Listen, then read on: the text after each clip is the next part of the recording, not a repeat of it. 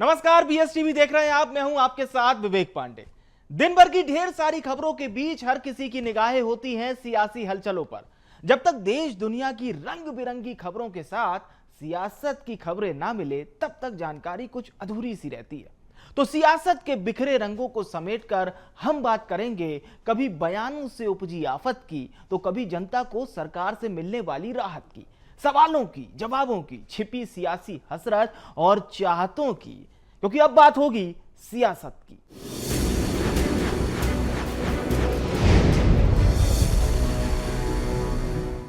मध्य प्रदेश में नए वित्तीय वर्ष की शुरुआत हो गई है। इसके साथ ही कई बड़े परिवर्तन भी देखने को मिले हैं। नए वित्तीय वर्ष से टैक्स और बैंक से जुड़े कई नियम बदलने जा रहे हैं। आम आदमी पर इन बदलावों का सीधा असर भी पड़ने वाला है। ये असर आम आदमी की जेब का भार भी बढ़ा देगा। इधर कांग्रेस सरकार पर हमलावर दिखाई दे रही है। एक खास रिपोर्ट आपको दिखाते हैं। नए वित्तीय वर्ष से बदले नियम, बढ़े दाम, बिजली टोल और प्रॉपर्टी रजिस्ट्री हुई महंगी। इंदौर से देवास का टोल 35 रुपए महंगा। न्यू टैक्स रिजीम में 12 लाख रुपए तक नो टैक्स। 4 व्हीलर खरीदना हुआ महंगा। इनएक्टिव मोबाइल नंबरों पर हुआ यूपीआई बंद। वरिष्ठ नागरिकों को ब्याज से आय पर दोगुनी छूट। केंद्रीय कर्मचारियों के लिए यूनिफाइड पेंशन स्कीम। बैंक में मिनिमम बैलेंस से जुड़े कई नियमों में बदलाव। मध्य प्रदेश के कर्मचारियों को बड़ा लाभ होने जा रहा है। कर्मचारियों को 1 अप्रैल से 7वें वेतनमान के हिसाब से महंगाई भत्ते का लाभ मिलेगा। इस वजह से अब बढ़ा हुआ पैसा कर्मचारियों की जेब में आएगा। राज्य सरकार ने 1 अप्रैल से 7वें वेतनमान के हिसाब से महंगाई भत्ते का लाभ दिए जाने का निर्णय कैबिनेट में लिया था। इस वजह से हाउस रेंट के अलावा तमाम मदों में 7वें वेतनमान के हिसाब से पैसा मिलेगा। नए वित्त वर्ष को लेकर भाजपा प्रवक्ता राजपाल सिंह सिसोदिया ने कहा कि सरकार ने बजट में हर वर्ग का ध्यान रखा है। सबसे अच्छी बात तो ये है कि टैक्स का कोई अतिरिक्त भार जनता पर नहीं डाला गया है। कि मध्य प्रदेश की सरकार ने मध्य प्रदेश के किसी भी नागरिक पर किसी भी प्रकार का कोई अतिरिक्त टैक्स लगाने का काम नहीं किया है। कांग्रेस की सरकारें हुआ करती थी, जब हम देखते थे नागरिकों पे छुपे हुए और अन्य तरह के भार हर बजट में बढ़ाने का काम हो जाता था। पर ये भारतीय जनता पार्टी की सरकार है, नागरिकों के अधिकारों का ध्यान रखा गया है। नहीं, इस प्रकार के कोई टैक्स में कोई बढ़ोतरी नहीं है और टोल टैक्स इत्यादि भी जो है इस नए वित्तीय बजट में नहीं बढ़ा है। जो पिछली बार जो है वही कंटिन्यू होने का काम हो। 20 से 24 लाख की इनकम के लिए नया स्लैब। 6 लाख तक की रेंटल इनकम पर टैक्स नहीं। विदेश में 10 लाख तक की पढ़ाई पर नहीं लगेगा टैक्स। अपडेटेड रिटर्न भरने के लिए ज्यादा समय। 2.5 लाख से ज्यादा प्रीमियम माना जाएगा कैपिटल एसेट। इधर नए वित्त वर्ष से हो रहे बदलाव को लेकर कांग्रेस मुख्य प्रवक्ता भूपेंद्र गुप्ता ने कहा, 11% जमीनों का दाम बढ़ा दिया है, बिजली के दाम बढ़ा दिए। इससे सरकार की आमदनी तो बढ़ेगी, लेकिन गरीबों को क्या फायदा मिलेगा, ये सरकार बताए। और इनकी सरकार जो है स्वर्ग से अवतरित हुई है। 11% जो है बढ़ा दिया है ज़मीनों का दाम। 3.5% से ज़्यादा बिजली के दाम बढ़ा दिए गए। संपत्ति कर बढ़ने की घोषणा हो चुकी है। टोल टैक्स बढ़ाया जा रहा है। वो कह रहे हमने कोई टैक्स नहीं लगाया। तो ये जो है कनपट्टी पे क्यों मार रहे हो भाई? सीधे जो है पेट पे हमला करो ना, सीधे बजट में कर दो ना इन चीज़ों के प्रोविज़न। उस रजिस्ट्री चार्ज पे जो है 18% GST लगेगा। केंद्र सरकार की आमदनी बढ़ जाएगी, गरीब मारा जाएगा, वो बेचारा मकान भी नहीं ले सकता।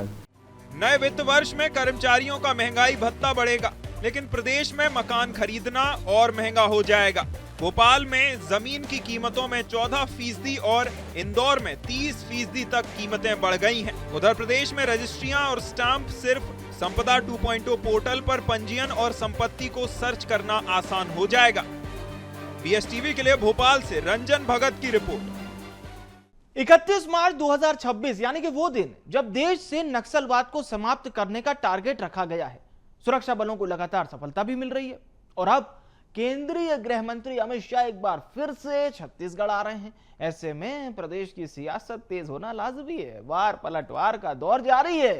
सवाल यह है कि आखिर नक्सलवाद पर सियासत क्यों? एक खास रिपोर्ट आप देखिए।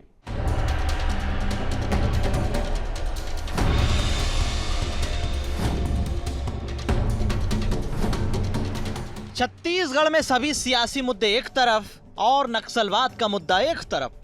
प्रदेश में लाल आतंक के खात्मे के ऐलान के बाद सियासत दोगुनी रफ्तार से चल रही है। अब छत्तीसगढ़ में नई नक्सल नीति भी लागू हो गई। इस नई पुनर्वास नीति में कई अहम बदलाव के साथ माओवाद खत्म करने की दिशा में सरकार की पहल दिख रही है। 31 मार्च 2026 का बार बार सियासत में जिक्र हो रहा है। वो इसलिए क्योंकि इस दिन देश से नक्सलवाद का समाप्त करने का दावा किया गया है। इसी दावे को पूरा करने के लिए छत्तीसगढ़ सरकार ने नई नीति को अपना लिया है। नक्सल आत्मसमर्पण, पीड़ित राहत और पुनर्वास नीति 5 साल तक के लिए प्रदेश में लागू रहेगी। 5 लाख तक के इनामी नक्सली को सरेंडर पर शहरी क्षेत्र में 4 डिसमिल जमीन आवास के लिए मिलेगी। इसके अलावा पढ़ाई, सरकारी नौकरी और शादी में नीति के तहत सरकार मदद करेगी। राशन कार्ड भी बनाया जाएगा, स्वास्थ्य योजना का फायदा भी मिलेगा, घरों में बिजली कनेक्शन की सुविधा भी दी जाएगी। महिला नक्सली के लिए पोषण आहार, रेडी टू ईट योजना पर प्राथमिकता भी मिलेगी। आत्मसमर्पित नक्सली अगर फिर से नक्सली गतिविधि में शामिल हुआ तो राशि, जमीन, सब कुछ राजसात होगा।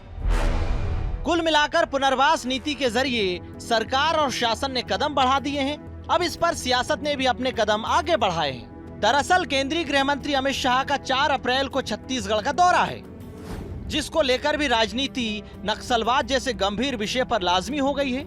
अब एक तरफ प्रदेश के गृह मंत्री विजय शर्मा पुनर्वास नीति को देश में सबसे अच्छी नीति करार दे रहे हैं। दूसरी तरफ कांग्रेस नक्सलवाद के खात्मे के पीछे अपना श्रेय भी ढूंढ रही है। इसके साथ ही कांग्रेस निशाना भी साध रही है। 15 साल के रमन शासन पर जमकर निशाना साधा जा रहा है। सरकार के इस अभियान को, जिसमें सरकार एक गोली नहीं चलाना चाहती, न केंद्र की सरकार न ही राज्य की सरकार का बिल्कुल ये स्पष्टता मानना है कि लोग मुख्यधारा में जुड़ें, मुख्यधारा में आकर काम करें और उसके लिए बहुत अच्छी सरेंडर पॉलिसी, आज तक की सबसे अच्छी सरेंडर पॉलिसी मैं आपसे कहना चाहता हूँ। पूरे देश की सबसे अच्छी सरेंडर पॉलिसी ये छत्तीसगढ़ में है। हमारे शासनकाल में स्थिति नहीं। कहीं भी जाते थे तो पहला प्रश्न नक्सली को होता था छत्तीसगढ़ के मामले में, चाहे प्रदेश स्तर पे हो, चाहे राष्ट्रीय स्तर पे हो, चाहे अंतर्राष्ट्रीय स्तर पे हो। लेकिन हमारे शासनकाल में कभी किसी पत्रकार को याद आ गया तब कहीं जाके आखिरी में कोई सवाल नक्सली से संबंधित होता था। फिलहाल नक्सलवाद को लेकर दशकों से चली आ रही राजनीति में अब नए नए एंगल निकाले जा रहे हैं, क्योंकि माओवादियों को लेकर खात्मे के ऐलान को कुल मिलाकर 364 दिन ही बचे हैं। ऐसे में ये बात तो बिल्कुल क्लियर है कि आने वाले दिनों में नए आरोप और एंगल निकलेंगे ही। लेकिन सियासत को अलग रखकर आप देखेंगे तो हर दिन, हर साल सुरक्षा बल अपडेटेड हुए हैं। इसके अलावा ताबड़तोड़ प्रहार भी हुए हैं। वहीं लगभग 15 महीने की सरकार में 350 से ज्यादा नक्सलियों को ढेर कर दिया गया। ये भी एक ऐतिहासिक आंकड़ा है। बहरहाल नक्सलवाद पर आर पार की लड़ाई है, सियासत में बार पलटवार हैं, चर्चाएं खूब हो रही हैं, नेता सुर्खियां बटोर रहे हैं। Bureau report, BSTV Chhattisgarh. मुख्यमंत्री डॉक्टर मोहन यादव की अध्यक्षता में कैबिनेट की अहम बैठक हुई। इस बैठक में कई महत्वपूर्ण फैसलों पर मुहर लगी। आम जनता से लेकर सरकारी कर्मचारियों को बड़ी सौगात दी गई। मोहन कैबिनेट की बैठक पर एक खास रिपोर्ट आपको दिखाते हैं। मोहन कैबिनेट की बैठक के बाद मंत्री कैलाश विजयवर्गीय ने प्रेस कॉन्फ्रेंस कर सरकार के फैसलों की जानकारी साझा की। उन्होंने कहा कि कैबिनेट में सीएम राइज स्कूल के नाम बदलने के प्रस्ताव पर मुहर लगी है। अब सांदीपनी स्कूल नाम से सीएम राइज स्कूल को जाना जाएगा। दूसरी तरफ मध्य प्रदेश में 22 साल बाद सरकार बसों का संचालन दोबारा शुरू करने जा रही है। इन बसों को मुख्यमंत्री सुगम परिवहन सेवा नाम से राज्य में चलाया जाएगा।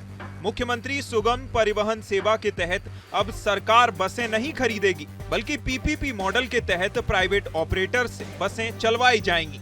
सरकार कंपनी बनाकर प्रदेश में शहरी और ग्रामीण क्षेत्रों में बसों का संचालन करेगी। निजी ऑपरेटरों की बसों से अनुबंध होगा। कैसे हम ग्रामीण क्षेत्र में परिवहन गरीबों को दे सके, इसके लिए सरकार ने एक बहुत महत्वाकांक्षी परिवहन नीति बनाई है। उसके अंतर्गत हम प्रदेश में शहरी क्षेत्र में, ग्रामीण क्षेत्र में बसें संचालित हो, हमने मॉडल बदला है इसका। और मॉडल इसका ऐसा है कि अब हम सरकार बस नहीं खरीदेंगे, बल्कि बस ऑपरेटर्स को एंगेज करेंगे, और एंगेज करने के साथ साथ किसी भी प्रकार की अब हानि की संभावना कम है, क्योंकि हम उसमें बहुत सारी, तो सबसे बड़ी बात यह है कि उसमें आधुनिक तकनीक का पूरा इस्तेमाल होगा। पीपी मॉडल पर पूरा की पूरा ये बसों का संचालन होगा, पर कंट्रोल हमारी होल्डिंग कंपनी का होगा, और यहाँ पूरा आईटी सेक्टर का अधिकतम उपयोग करके, आप सभी जानते हैं कैमरे लगाना, बसों की संचालन, कौन सी बस कहाँ जा रही है, बड़ा कंट्रोल रूम के माध्यम से, जैसा कि आपने शायद इंदौर में देखा होगा, हम इंदौर में बस संचालन करते हैं, हर बस कहाँ जा रही है, कब रुक रही है, हमको पता होता था। सीएम राइज का नाम होगा सांदीपनी स्कूल। कामकाजी महिलाओं के लिए बनेंगे हॉस्टल। कर्मचारियों को मिलेगा 7वें वेतनमान से भत्ता। इंदौर में होगा बड़ा आईटी कॉन्क्लेव। मोहन कैबिनेट में कामकाजी महिलाओं के लिए भी बड़ा फैसला लिया गया है। कामकाजी महिलाओं के हॉस्टल के लिए केंद्र सरकार से 224 करोड़ रुपए मिले। इस राशि से योजना के तहत औद्योगिक क्षेत्रों में 5000 से ज्यादा कामकाजी महिलाओं के लिए हॉस्टल बनाए जाएंगे। मोहन सरकार ने कर्मचारियों को एक और तोहफा दिया, अब उन्हें 7वें वेतनमान से भत्ता मिलेगा। 27 अप्रैल को इंदौर में आईटी कॉन्क्लेव आयोजित किया जाएगा। यहाँ लगभग 200 कंपनियों की भागीदारी कॉन्क्लेव में होगी।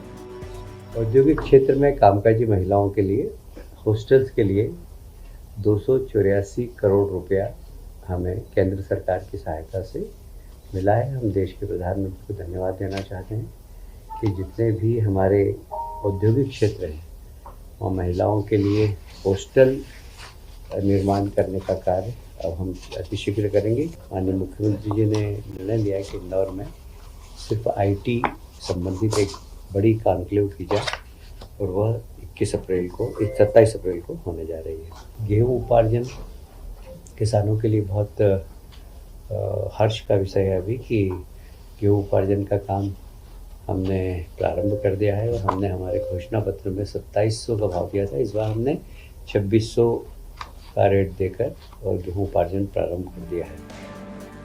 कैबिनेट बैठक में मुख्यमंत्री डॉक्टर मोहन यादव ने कई महत्वपूर्ण जानकारी मंत्रिमंडल से साझा की। इस जानकारी के अनुसार औद्योगिक इकाइयों को राशि के भुगतान का कार्य पूर्ण करने वाला मध्य प्रदेश प्रथम राज्य बन गया है। औद्योगिक इकाइयों को कुल 3100 करोड़ रुपए की राशि जो बरसों से लंबित थी, उसे प्रदान करने का काम किया गया। एमएसएमई इकाइयों के लिए 216 करोड़ और वृहद इकाइयों के लिए 1777 करोड़ की राशि दी गई है। इसके अलावा 30 मार्च से यह अभियान प्रारंभ किया गया है। साथ ही जल गंगा संवर्धन अभियान आगामी 30 जून तक चलेगा। प्रदेश में 90 दिन तक चलने वाले इस अभियान से अच्छे परिणाम आएंगे। बीएसटीवी के लिए भोपाल से मनोज राठौर की रिपोर्ट। मध्य प्रदेश में नामों को लेकर एक बार फिर से सियासत शुरू हो गई है। सीएम राइज स्कूल अब सांदीपनी स्कूल के नाम से जाना जाएगा। सीएम मोहन ने इसकी घोषणा नए स्कूलों के नए सत्र के आरंभ कार्यक्रम में की। इससे पहले एमपी के कई स्थानों के नाम बदले जा चुके हैं। मध्य प्रदेश में अब बेरोजगार युवाओं को जहां आकांक्षी युवा कहा जाएगा, जिसे लेकर भी सियासत गरमाई है। एक रिपोर्ट आप देखिए।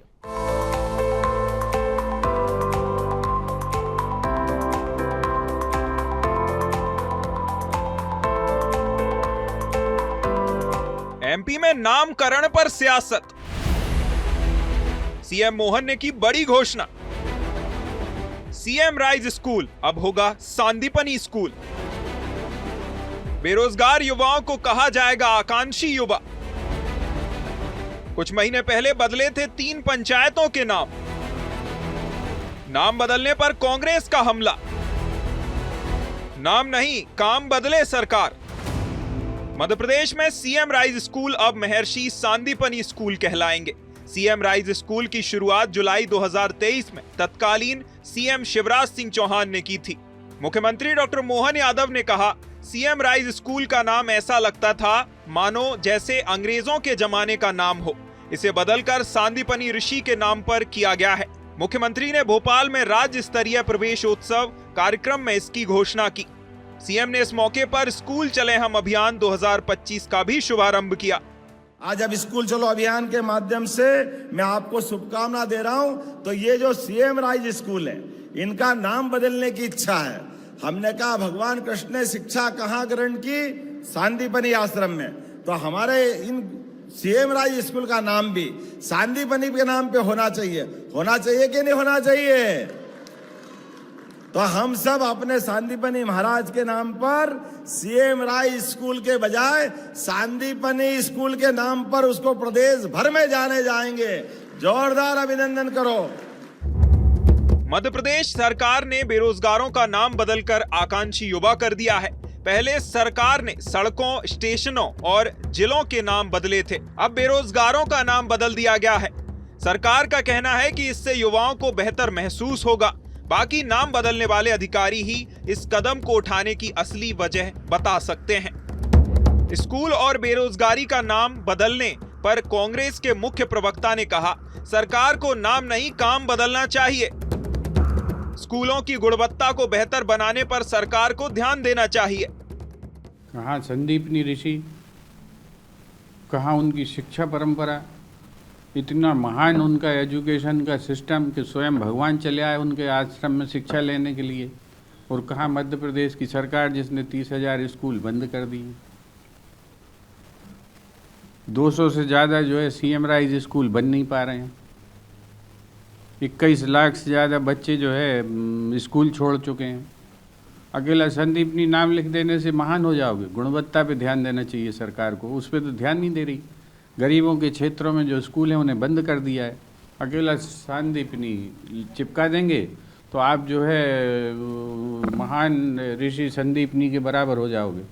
इससे ज़्यादा कोई जो है अपने में आपको धोखा देने की बात है। मध्य प्रदेश के कई स्थानों के नाम बदले जा चुके हैं। कुछ महीने पहले 3 पंचायतों के नाम बदलने की घोषणा की गई थी। गजनी खेड़ी का नाम बदलकर चामुंडा माता नगर, जहांगीरपुर का नाम बदलकर जगदीशपुर और मौलाना का नाम बदलकर विक्रम नगर कर दिया गया था। उसके बाद अब बेरोजगारों और स्कूल का नाम बदलने की घोषणा कर दी गई है। सरकार नामों से अपनी संस्कृति और महान पुरुषों के प्रति लोगों में सम्मान की भावना और उनके इतिहास के बारे में बताना चाहती है। देखना होगा कि नामों पर यह सियासत कहां जाकर रुकती है। BSTV के लिए भोपाल से रंजन भगत की रिपोर्ट। राजधानी भोपाल में प्रदेश बीजेपी संगठन की एक बड़ी बैठक हुई, जिसमें बीजेपी स्थापना दिवस के रोड मैप को लेकर रणनीति बनाई गई। स्थापना दिवस के तहत प्रदेश भर में भारतीय जनता पार्टी अभियान चलाने जा रही है। बीजेपी स्थापना दिवस पर क्या है खास तैयारी, समझिए हमारी इस खास रिपोर्ट के जरिए।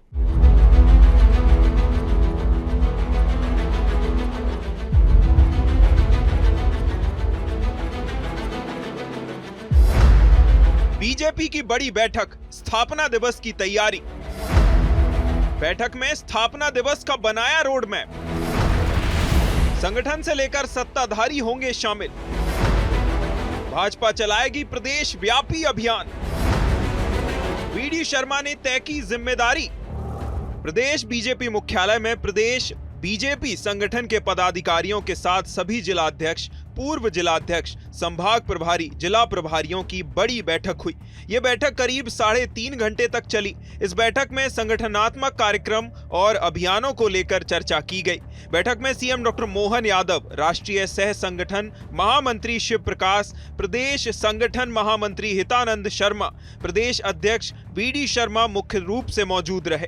बैठक के बाद मीडिया से रूबरू होते हुए प्रदेश अध्यक्ष VD शर्मा ने सबसे पहले बीजेपी स्थापना दिवस के कार्यक्रमों के बारे में जानकारी दी। सभी प्रदेश के पदाधिकारी,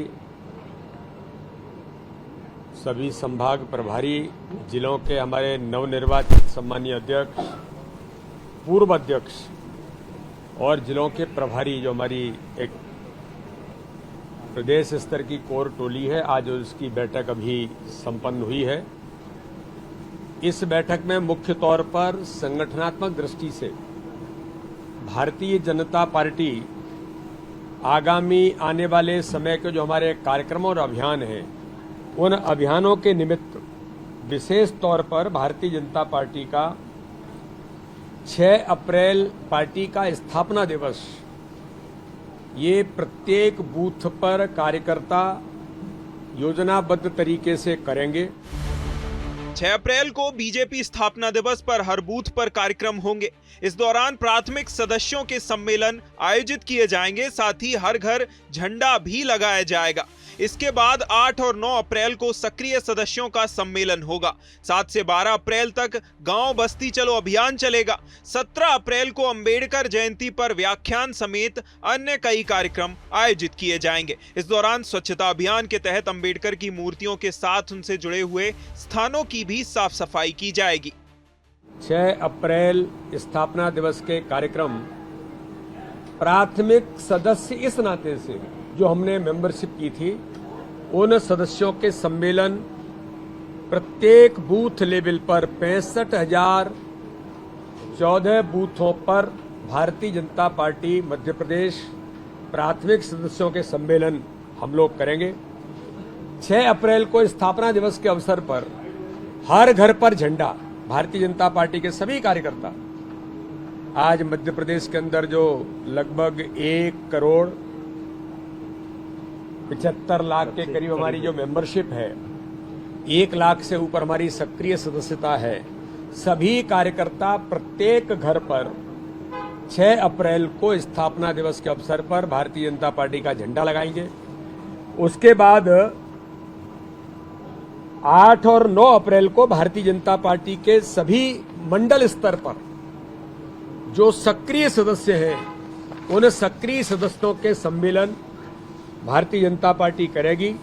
साथ में ही 7 अप्रैल से 12 अप्रैल के बीच में गांव और बस्ती चलो अभियान, आपने पहले भी ध्यान में कि पिछली बार भी हमने गांव चलो अभियान लिया था, तो भारतीय जनता पार्टी के सभी कार्यकर्ता, सभी पदाधिकारी, सभी जनप्रतिनिधि 3 दिन गांव चलो अभियान में, 1 दिन 8 घंटे और 3 दिन यानी 24 घंटे लगातार गांव और बस्ती के अभियान में सभी कार्यकर्ता जुट करके आगे बढ़ेंगे। प्रदेश बीजेपी अपने स्थापना दिवस को बड़े ही धूमधाम से मनाएगी। इसके लिए विभिन्न कार्यक्रमों का आयोजन भी किया जाएगा। सभी पदाधिकारियों को उनकी जिम्मेदारी से भी अवगत करा दिया गया है। स्थापना दिवस में आम जनता की अधिक से अधिक भागीदारी रहे, इसका प्रयोग बीजेपी नेताओं का रहेगा। सभी को उनकी जिम्मेदारी और भूमिका को बता दिया गया है ताकि सभी कार्यक्रम सफल हो सके। बीएसटीवी के लिए भोपाल से मनोज राठौर की रिपोर्ट।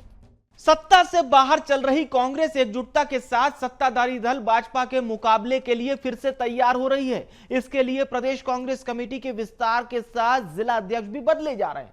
लगातार चल रही संगठन विस्तार की चर्चाओं के बीच अब एक बार फिर से पीसीसी चीफ दीपक बैज दिल्ली दौरे पर हैं। अब मायने क्या है इस दिल्ली दौरे के, एक रिपोर्ट के जरिए आप देखिए। प्रदेश कांग्रेस में फिर होगा संगठन का विस्तार। पीसीसी चीफ कर रहे हैं अपनी नई टीम तैयार। 2 अप्रैल को दीपक बैज जाएंगे दिल्ली। दिल्ली दौरे के बाद फिर संगठन में कांग्रेस करेगी बदलाव। अब तक हुआ 11 जिला अध्यक्षों का बदलाव।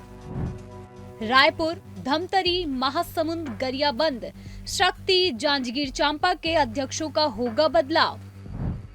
युवा कांग्रेस, महिला कांग्रेस को भी कांग्रेस दे सकती है मौका। 3 अप्रैल को जिला अध्यक्षों के साथ राहुल गांधी करेंगे दिल्ली में बैठक। बैठक के पहले शेष बचे जिलों के अध्यक्षों की हो सकती है नियुक्ति। प्रदेश में विपक्ष की भूमिका निभा रही कांग्रेस अब संगठन विस्तार की तैयारी शुरू कर चुकी है। माना जा रहा है आज या फिर कल में कांग्रेस संगठन में फिर बदलाव देखने को मिल सकते हैं।